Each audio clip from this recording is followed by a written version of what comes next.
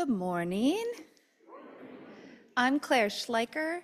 I use she, her pronouns, and I'm a member of our board of directors. Welcome to White Bear Unitarian Universalist Church. We are a community of youth, adults, and children of many diverse theologies held together by covenant, not creed. Together we share the values of courage, reverence, and compassion. May you know deep welcome and belonging in this place. Welcome to our musicians, Dick Rogers, David Edmiston, Laura Stone-Girage, and Brett Smith. Let's give them a round of applause for being here.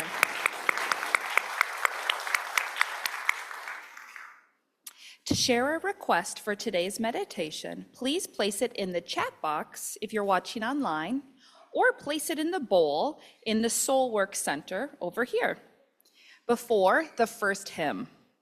Welcome, visitors. We are so glad you're here today. If you're visiting with children, we do offer spiritual growth opportunities for our younger beloveds at the 11 a.m. service. And at both services, we offer nursery care. As always, though, your children are welcome to stay with us during the service because we welcome the noises and the movements and mirth that little ones bring. Let's take a moment to wave to those who are online as well. Welcome, Zoomers. We're glad you're here.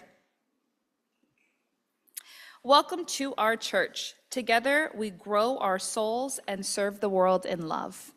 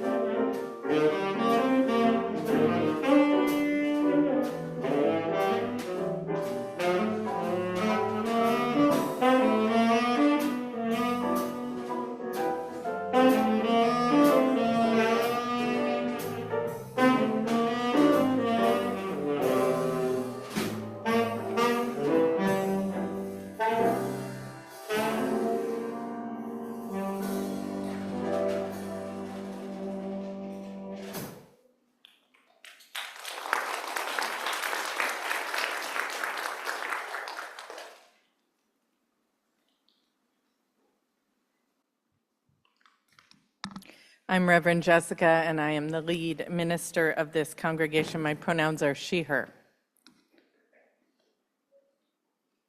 Will you take a breath with me as we prepare to receive the words of our call to worship? Come in. Come into this place which we make holy by our presence. Come in with all your vulnerabilities and strengths, fears and anxieties, loves and hopes. For here you need not hide nor pretend, nor be anything other than who you are and who you are called to be. Come into this place where we can touch and be touched, heal and be healed, forgive and be forgiven. Come into this place where the ordinary is sanctified, the human is celebrated, the compassionate is expected. Come into this place. Together, we make it a holy place.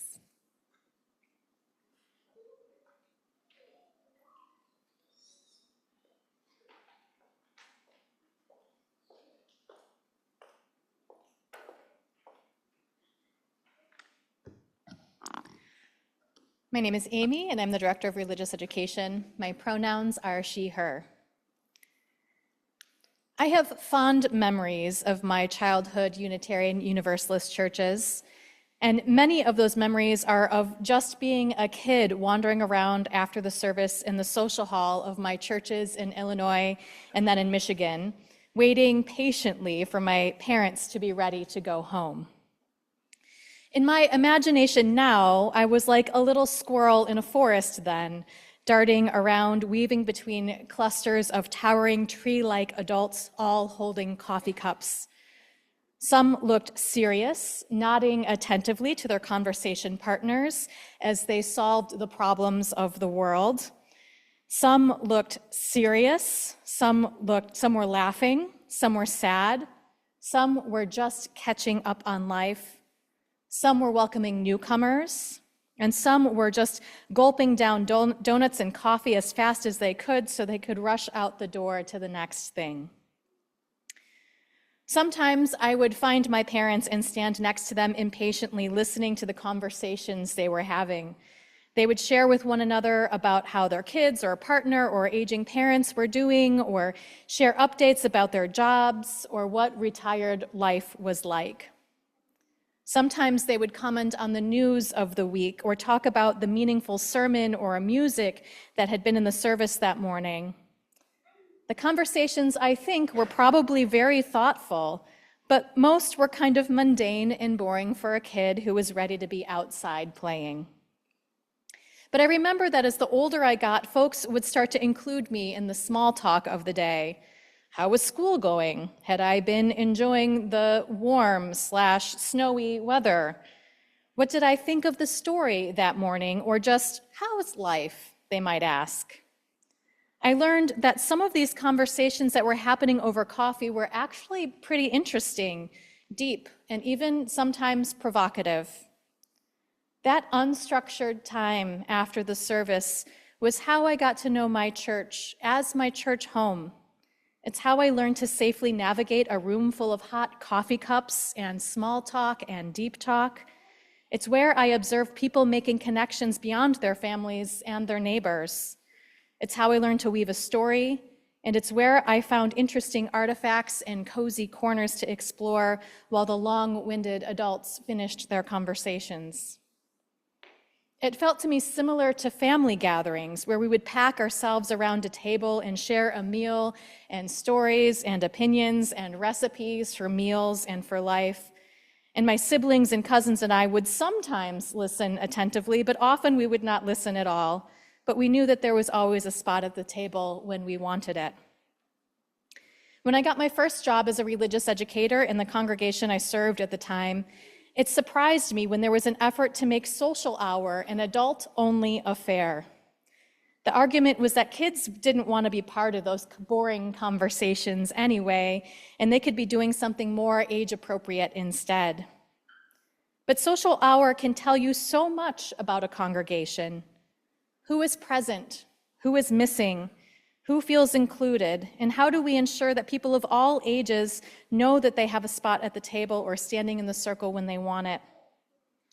We all have so much to learn from one another, even in moments where we learn by simply observing, or we seem to just be squirrels not paying attention at all.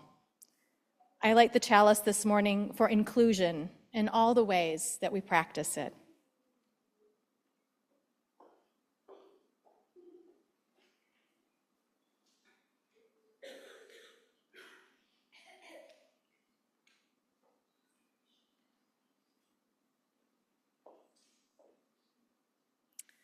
Please join me in the opening words.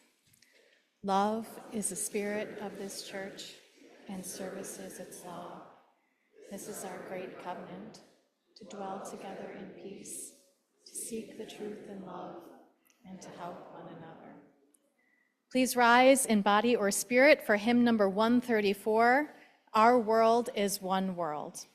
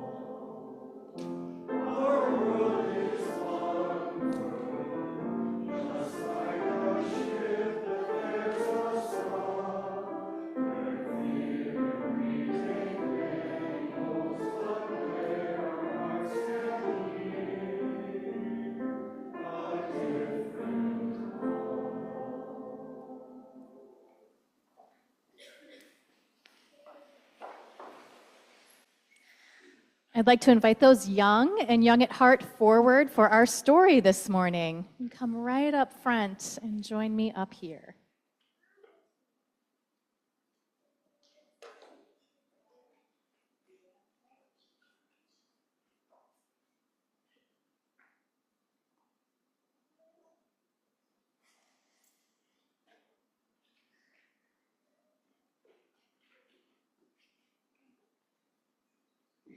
You can come join me right up front here. And if you're listening to the story from your seats, I invite you to take a breath and get comfortable right where you are.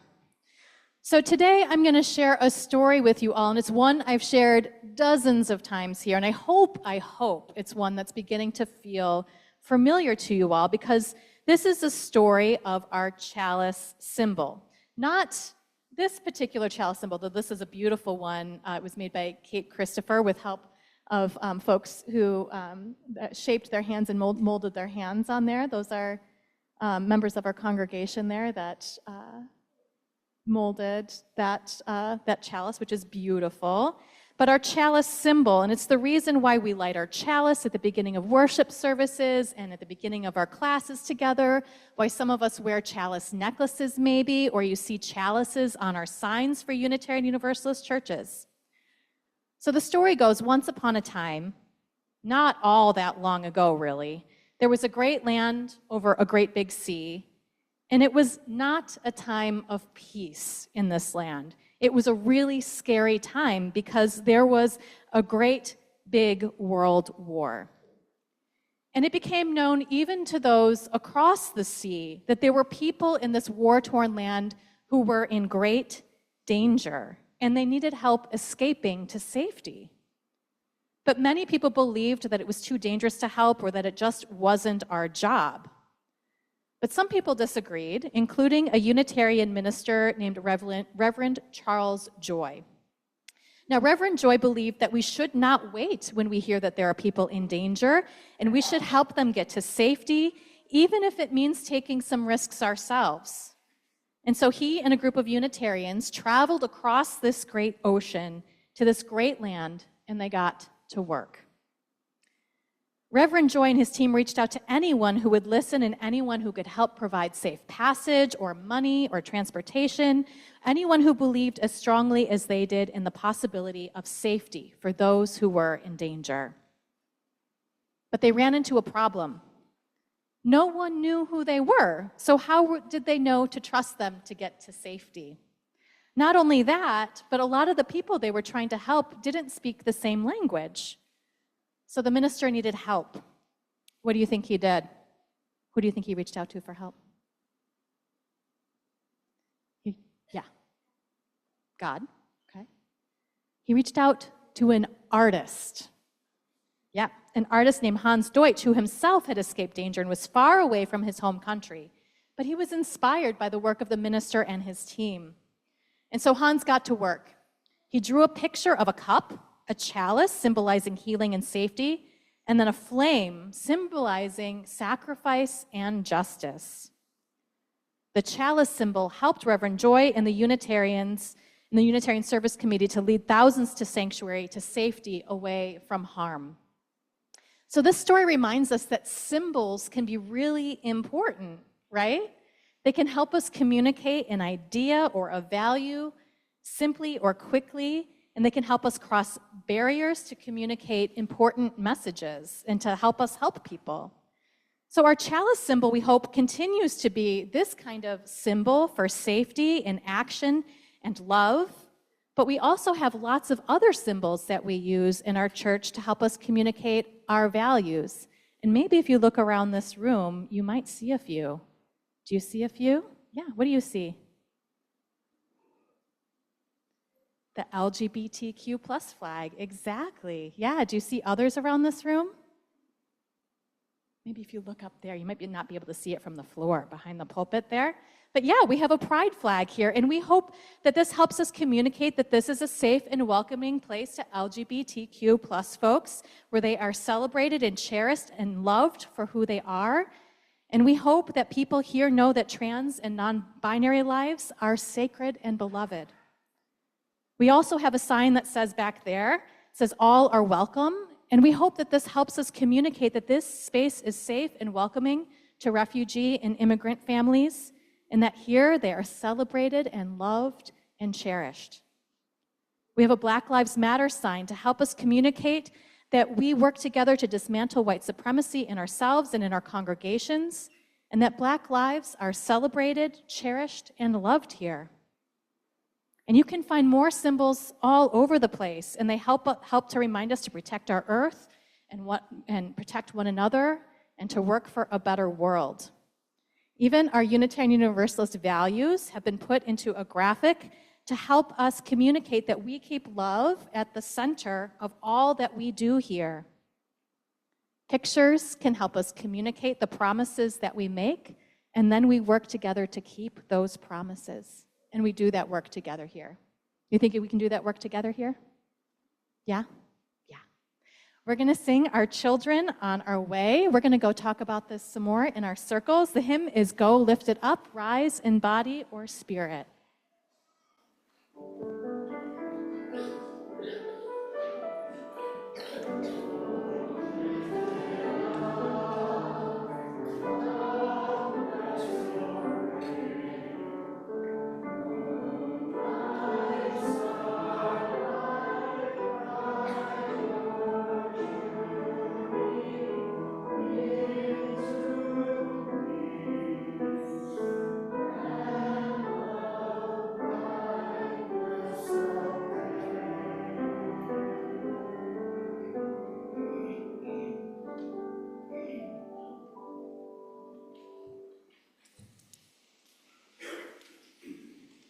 After our meditation this morning, we will sing hymn number 318 in your gray hymnal.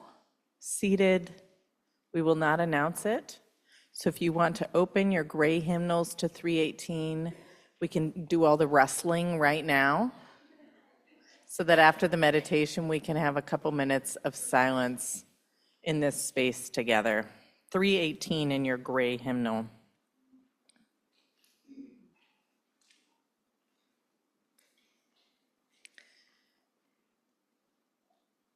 After you have your hymnal open, I invite you to set it to the side. If you have something in your hands, set them down.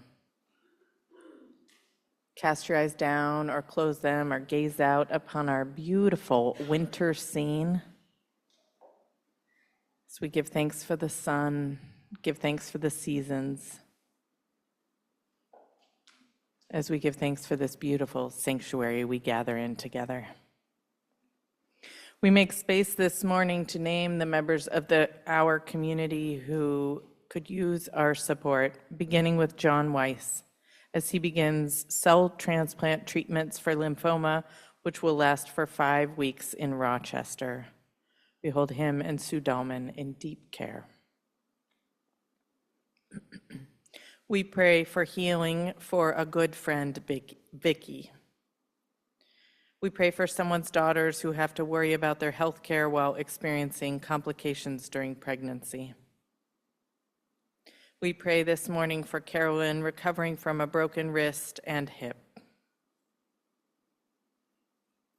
And we hold in care Kat Formby. We send her love and support as she begins her life in Germany. Now you can name the people that are on your heart this morning.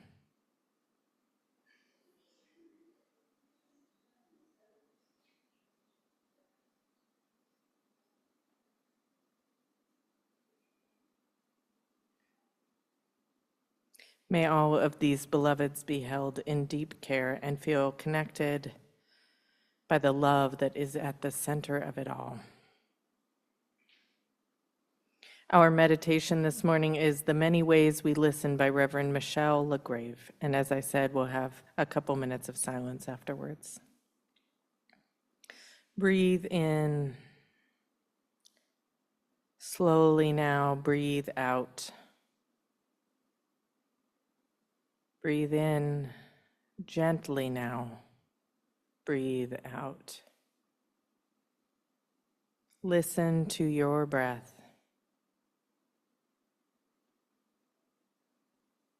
Listen for another's breath. Whether you are here in the sanctuary, at home, whether you are with a family member or a beloved pet, or at the local coffee shop, listen.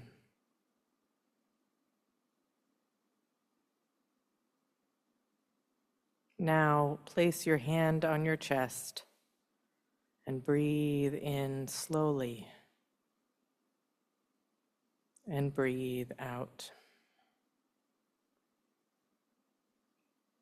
Some of us hear with our ears the sounds we make, the sounds others make.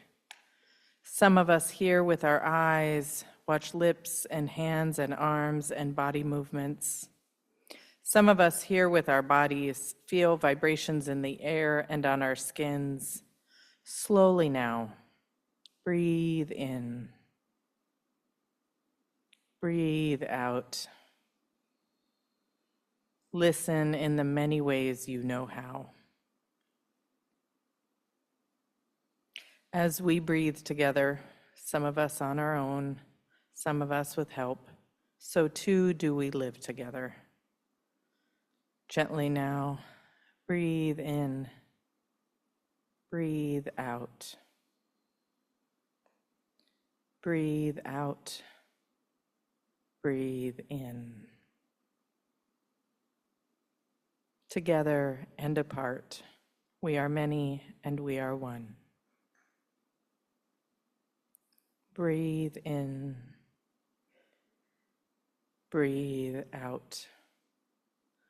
Listen in the many ways you know how, as together we enter into silence.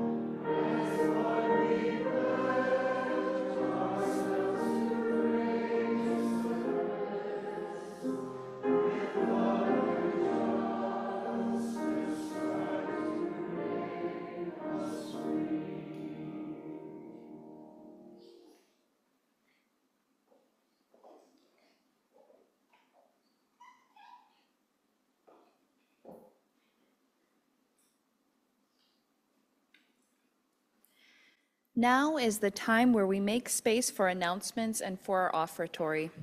This Wednesday evening, we have a meal at 5:30, followed by several opportunities for connection, including choir practice, intergenerational game night, and the board meeting. All are welcome. In community events, I now invite up Cynthia Tomlinson from our Music on Maple series for an announcement.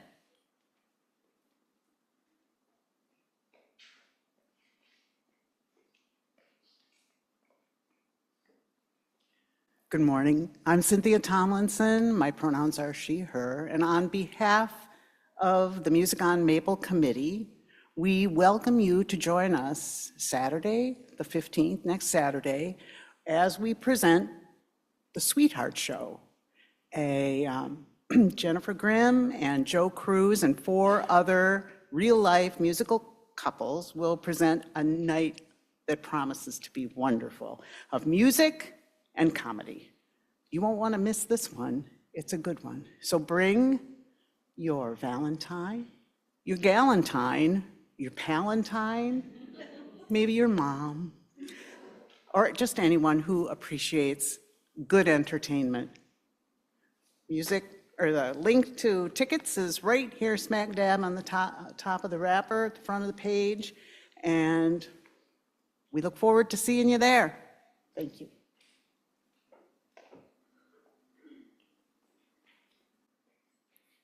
After the service today, we will have several opportunities for you. Please visit the food focus table in the social hall after today's service to learn more about these services offered by our area food shelves and sign up to volunteer.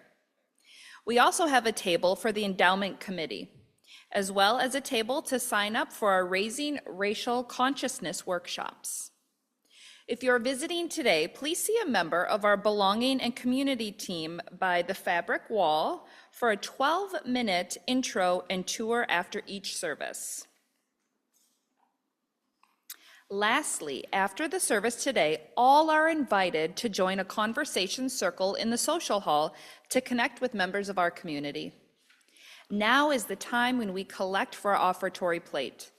The money given today will support the mission of this congregation to grow our souls and serve the world in love. There are a couple of ways you can give today. You can use the text to give feature, the number on the screen momentarily. You can give on the website, or you can place cash or a check in the offertory basket. Thank you for your generosity and your faith in this life we live together. The offering will now be gratefully collected.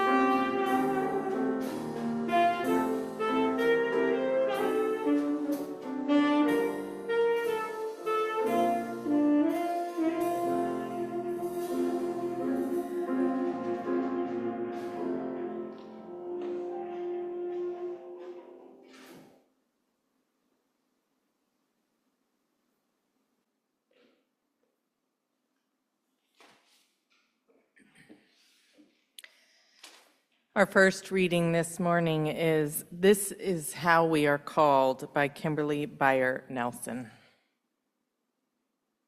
In the hours before the birds stream airborne with chiming voice, a silent breath rests in the pines and upholds the surface of the lake as if it were a fragile bubble in the very hand of God. And I think this is how we are called, to cup our hands and hold this peace, even when the sirens begin, even when sorrow cries out, old and gnarled, even when words grow fangs and rend. Cupped hands, gently open, supporting peace like the golden hollow of a singing bowl, like the towering rim of mountains cradling this slumbering and mist-draped valley.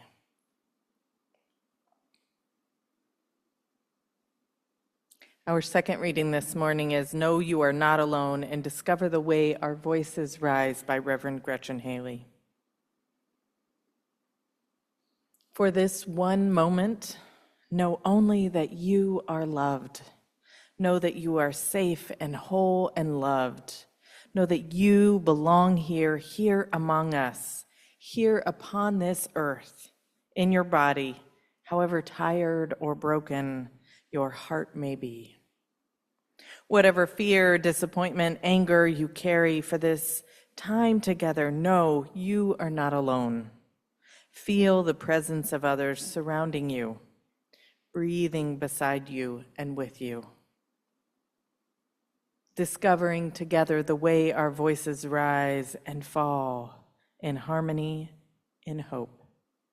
Claim here a resilient freedom, the choice for love, for light, to live with joy and gratitude and praise as a form of resistance.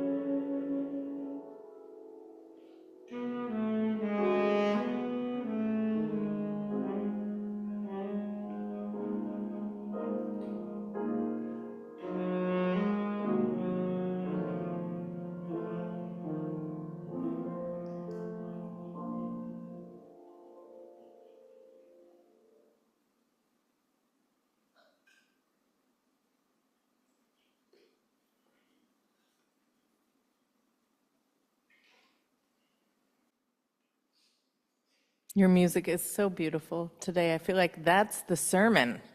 You don't need me to say anything, right?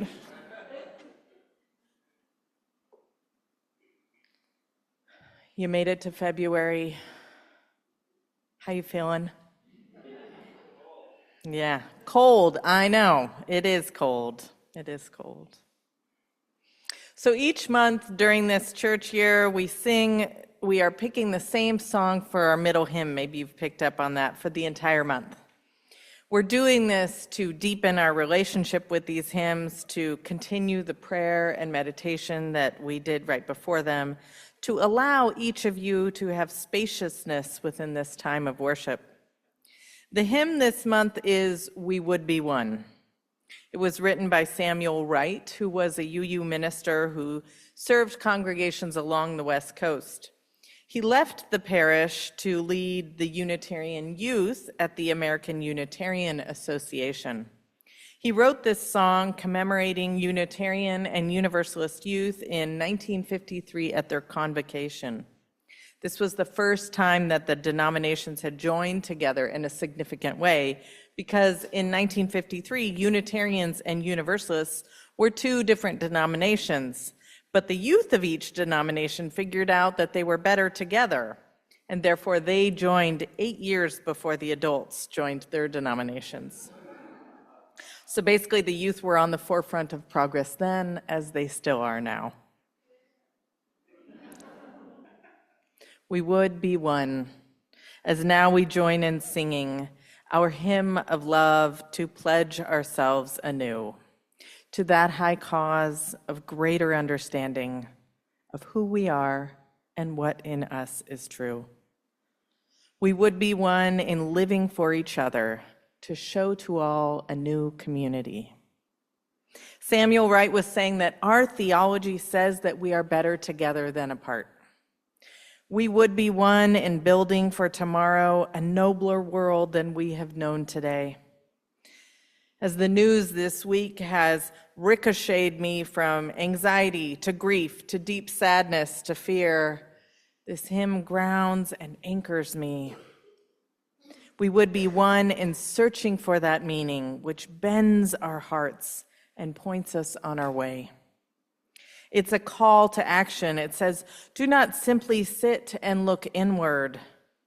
As one, we pledge ourselves to greater service. With love and justice, strive to make us free. As Emma Lazarus, Fannie Lou Hamer, and Maya Angelou said, no one is free until everyone is free. This is the service that we pledge ourselves to, grounding our love and justice in the meaning making and the transformation that comes from being part of this faith. So what was the feeling you had when you first entered a UU congregation? Feel free to yell it out. Home, welcoming, peace, belonging, community, unique, relief, home, warm, potential. Did you say promising? Music. Beautiful, love. Intellect, theology that I'm going to paraphrase, resonates.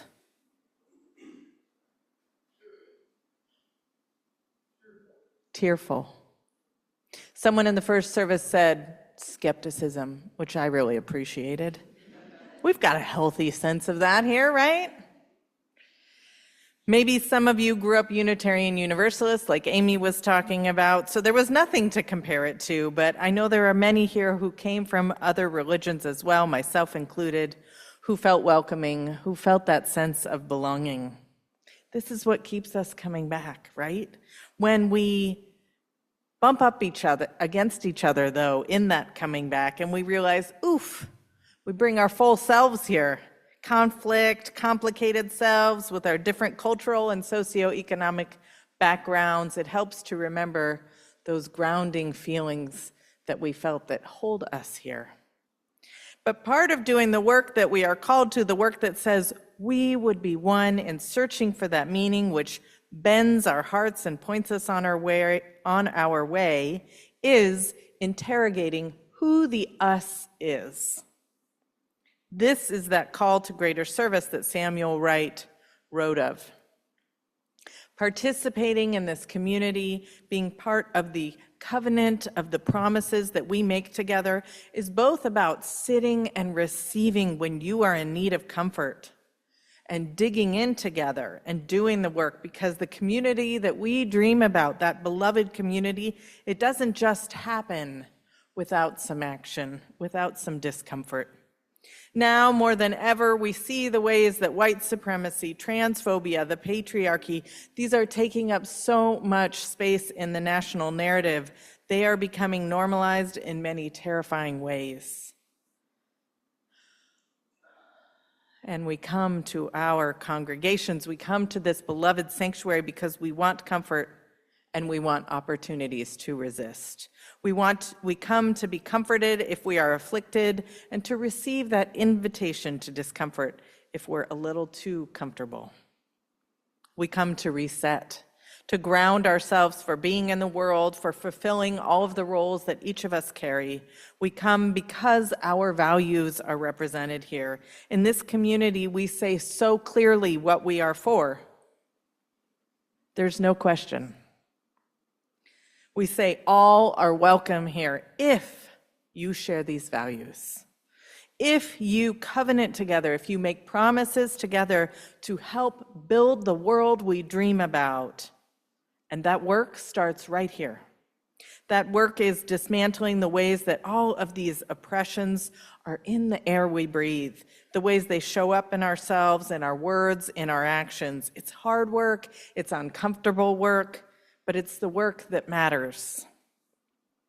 If you have felt powerless this past little bit, if you felt helpless in the face of what's happened over the last few weeks, today I'm going to give you a very clear invitation, an opportunity to funnel that energy into action.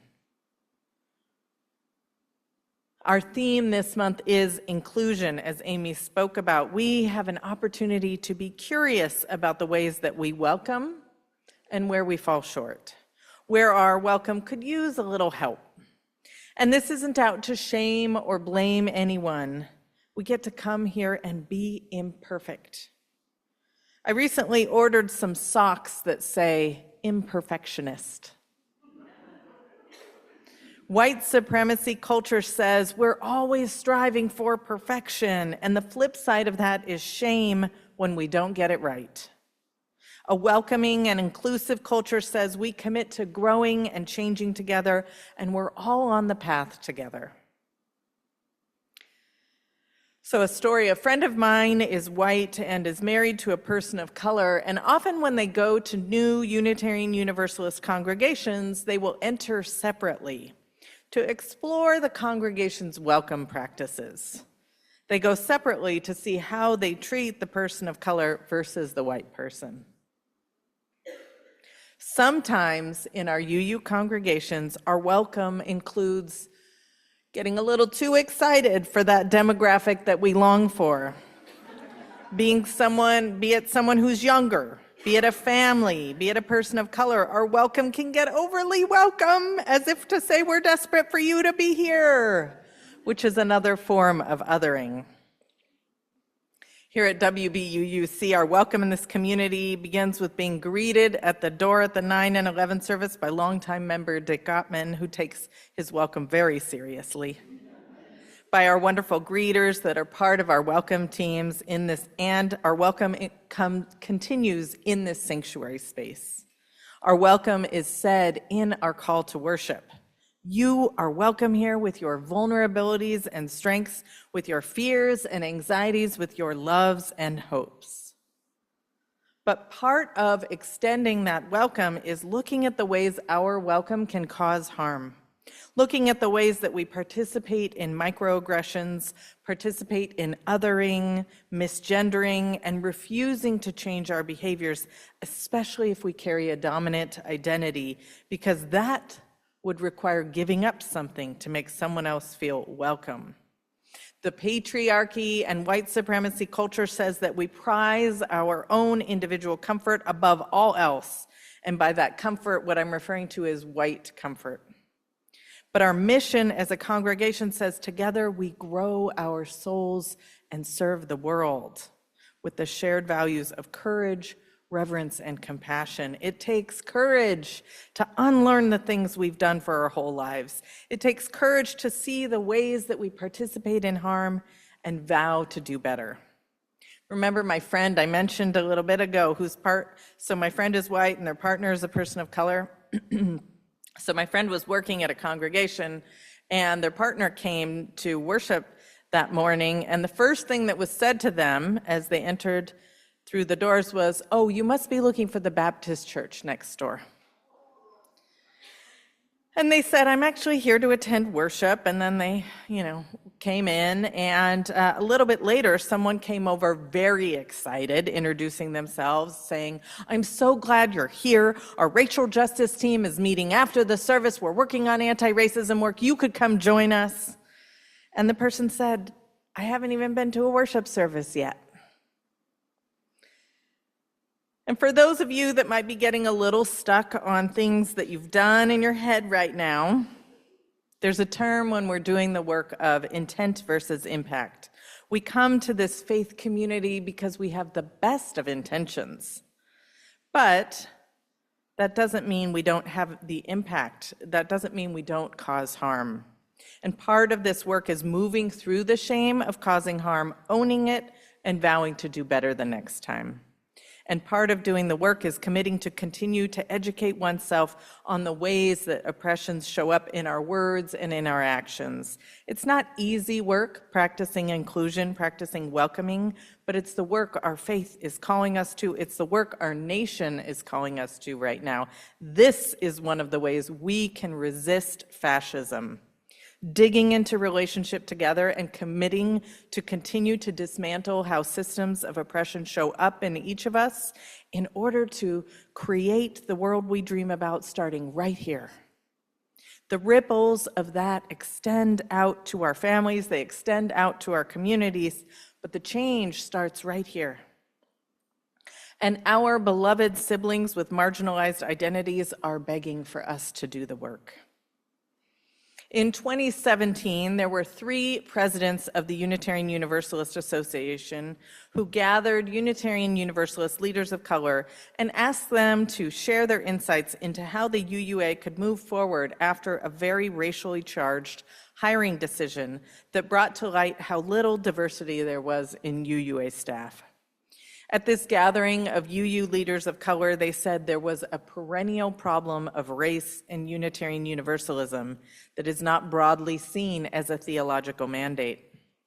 They said too few people are engaged in intentional anti-oppression work, and that we lack a consistent analysis of how power works among us and how that power is centered around white, cisgender, heterosexual, temporarily able-bodied people with means. Therefore, a commission on institutional change was created to study what it meant to widen our circle of welcome. A report was published in 2020, here it is, which details the issues and offers tangible ways the denomination and congregations could help make change happen.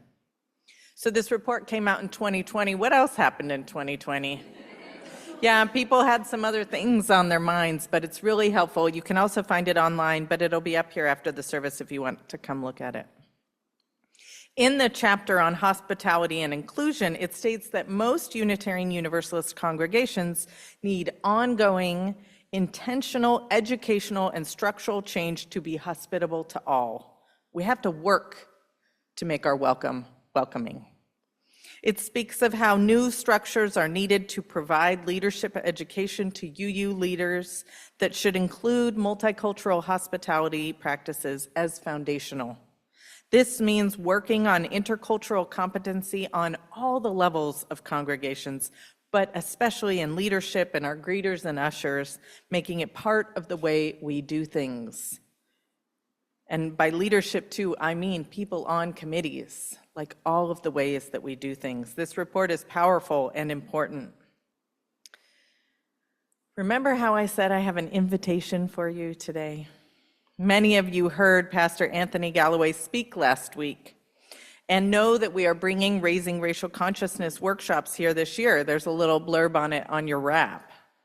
As of yesterday, 55 of you had signed up, which is amazing. But I'm here today to ask those of you that are maybe on the fence or maybe a hard no to reconsider, to say yes to this, to change your schedule, to maybe sacrifice something for these 6 workshops, because this is the work that matters. This is the work we are called to, and I'm asking you to do this for yourselves, for this congregation that voted in the 8th principle, for this world that is broken and hurting. There is going to be some discomfort, but it is in service to the greater good. It is in service to no one is free until all of us are free. We do not do this work with the goal of getting more hues in the pews. Amen? We do this work because we know that widening our circle of welcome, widening who the we is when we say we, benefits us all. We do this work because white supremacy culture harms us in all. It gets in the way of relationship, it isolates its best friends with shame, and it shows up in the way we do church and in the air we breathe by no fault of our own. So there's a table in the social hall where you can sign up and get more information, or as I said, it's on your wrap as well. And if this is your first Sunday here, you're still invited to join these workshops. If you're a youth, you're invited to join. You do not have to be a member, you do not have to pay anything, but you are invited into this work that matters with us. Maybe you, like me, have felt powerless in so many ways lately. And I encourage us to continue to call our representatives and state our values.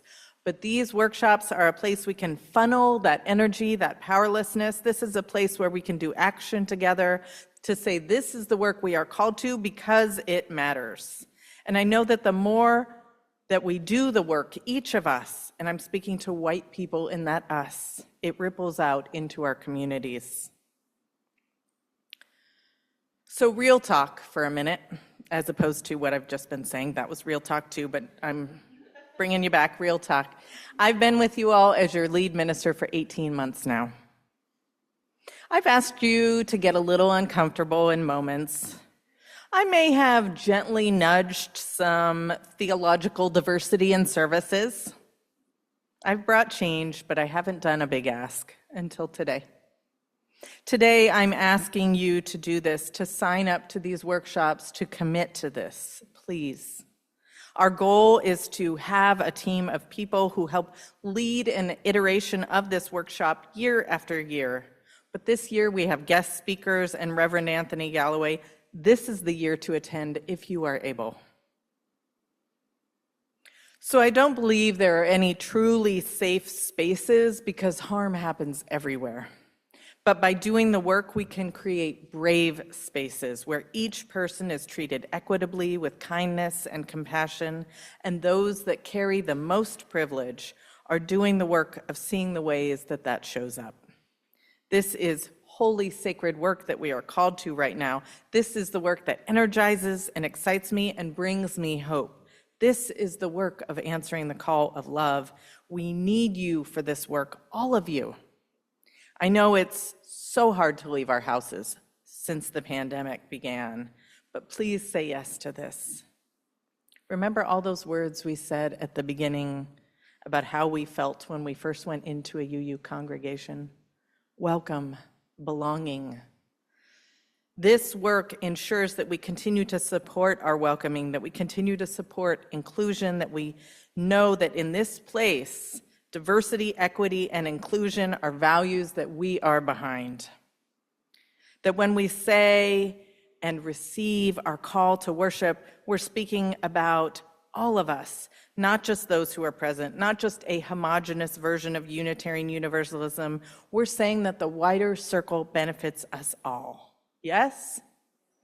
And with that being said, will you rise in body or spirit and join me in saying our call to worship to each other? The words are going to be on your screen, so you don't even need your papers or your books. You'll need the books after, but I'll tell you about that. So I invite you to say it like you mean it. Say it with gusto. Come in. Come into this place which we make holy by our presence. Come in with all your vulnerabilities and strengths, fears and anxieties, loves and hopes. For here you need not hide, nor pretend, nor be anything other than who you are and who you are called to be. Come into this place where we can touch and be touched, heal and be healed, forgive and be forgiven. Come into this place where the ordinary is sanctified, the here is celebrated, the compassionate is expected. Come into this place. Together we make it a holy place. Together we make it a holy place. Together we answer the call of love. Our closing hymn today is number 1014 in your teal hymnal. When you look in your teal hymnal, you'll see it says, "Standing on the side of love." The hymn's authors decided to change it after receiving feedback that not everyone stands. That's why you hear me say, please rise in body or spirit.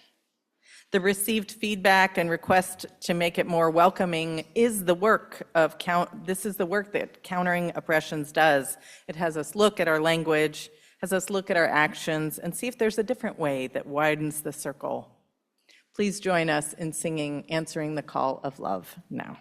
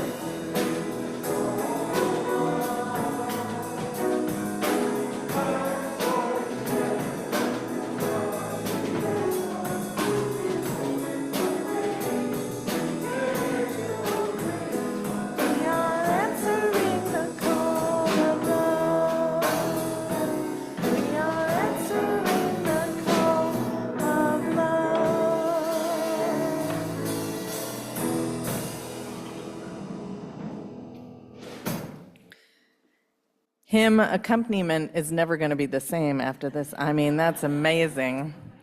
I invite you to join hands with your neighbor if you're comfortable with that. If you'd prefer not to, you can place your hand on your chest. And repeat after me for our closing words for our benediction. They are from Reverend Wayne B. Arneson. Take courage, friends. The way is often hard. The path is never clear. And the stakes are very high. Take courage. For deep down, there is another truth. And I invite you to say this as loud as you can. You are not alone. You are not alone. Amen. Oh, you didn't have to repeat that, but you did it. That's great. Please be seated for our postlude and join us in our social hall for conversations, circles, and tables with information.